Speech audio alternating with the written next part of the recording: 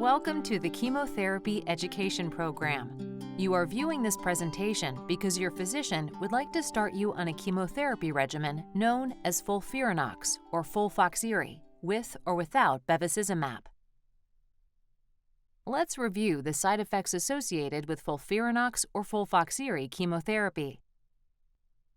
Before we talk about specific side effects, please keep in mind that people can have different reactions to chemotherapy. Most side effects are temporary and can be managed at home or by your healthcare team.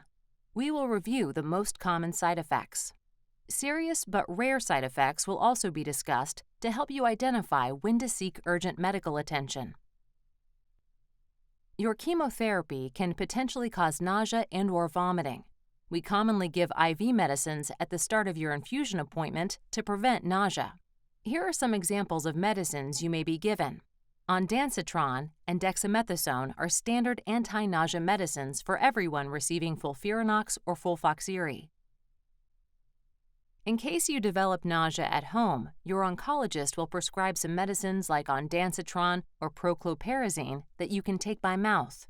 Each medicine works differently, and your prescription bottle will indicate how often you can take each medicine. Only take these nausea medicines if you have nausea. Many other medicines are available if these do not work for you. Your white blood cells, which can help the body fight off infection, will fall after you receive chemotherapy.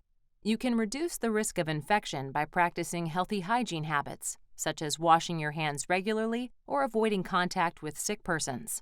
Keep an oral thermometer at home.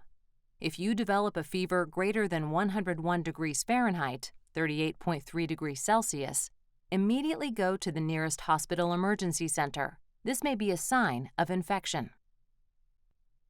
You may have anemia if your red blood cell count is low. Typically, this can result in fatigue, dizziness, or shortness of breath. We encourage patients to stay active and do light exercise in between chemotherapy treatments. But remember, not to overdo it.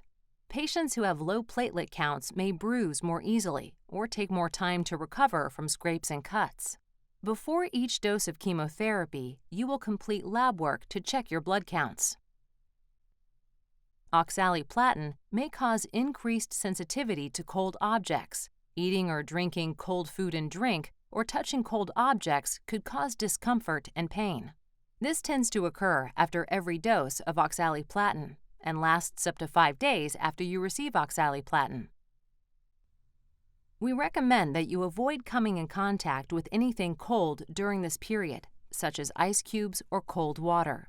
This discomfort or pain should resolve within minutes after removing the cold item.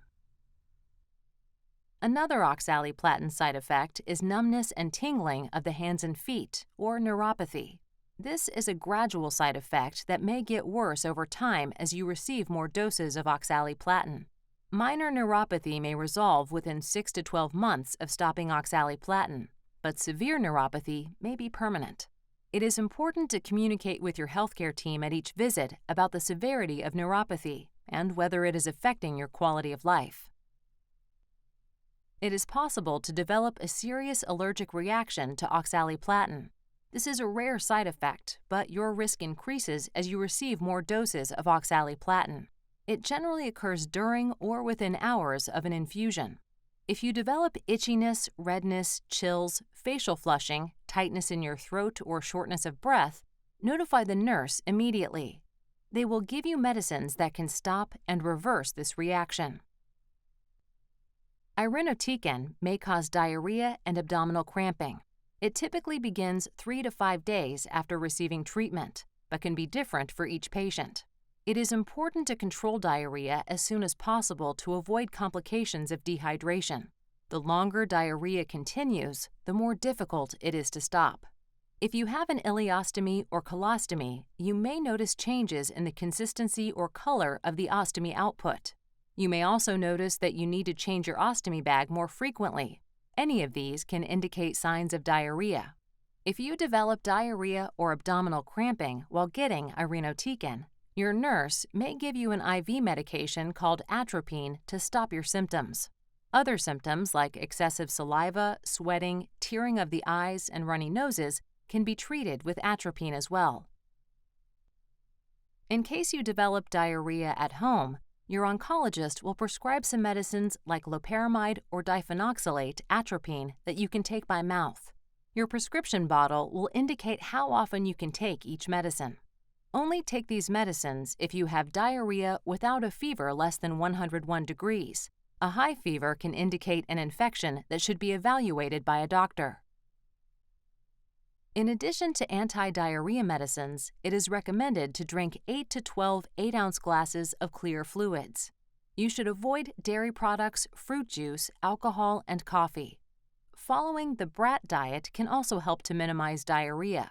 The BRAT diet consists of bananas, rice, applesauce, and plain toast. Irinotecan may cause hair loss in some patients. This hair loss is typically reversible after the discontinuation of treatment. It may take up to 3 to 4 weeks before you start noticing hair loss.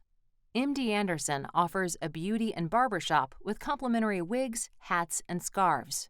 It's open Monday through Friday in the main building on the 6th floor.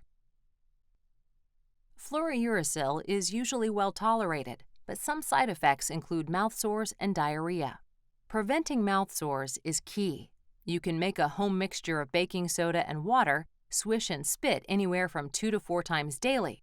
You can also use a soft bristled toothbrush and maintain good oral hygiene to help reduce mouth sores. If you still develop mouth sores, notify your healthcare team. Diarrhea can also occur with Fluorouracil. Follow the Irinotecan-related diarrhea tips previously mentioned in this video to manage your symptoms. Take over-the-counter Imodium if you do not have a fever.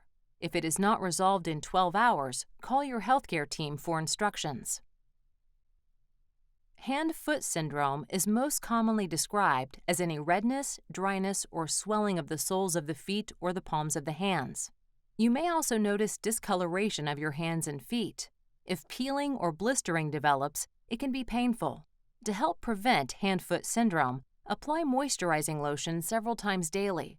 At the next clinic visit, tell your healthcare team if you have any problems.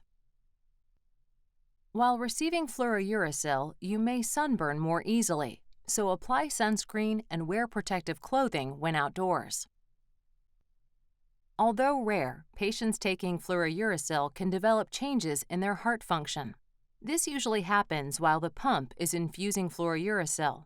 Go to the nearest emergency center if you have pain or tightness in your chest.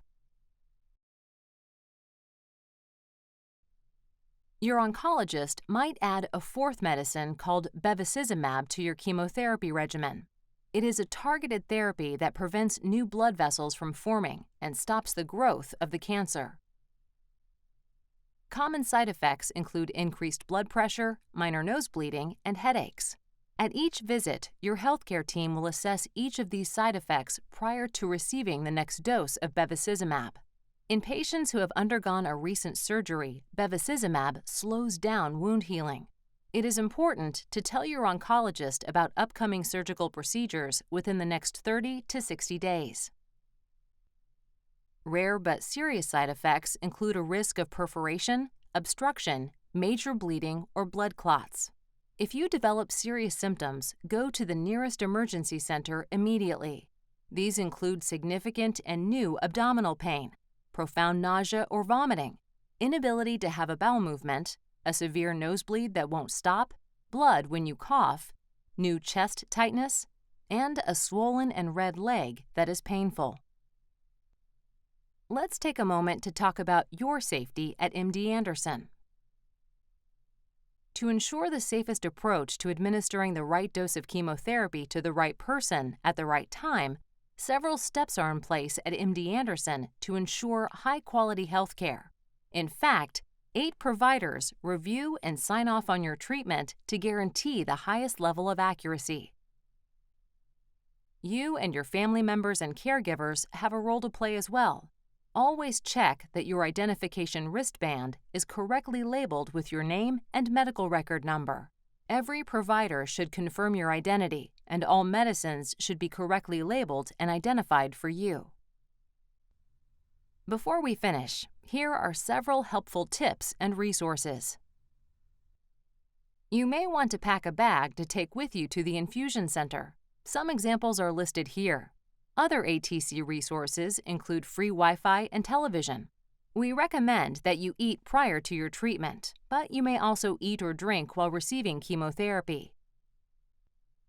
If you have an implanted port, remember to ask for IMLA numbing cream.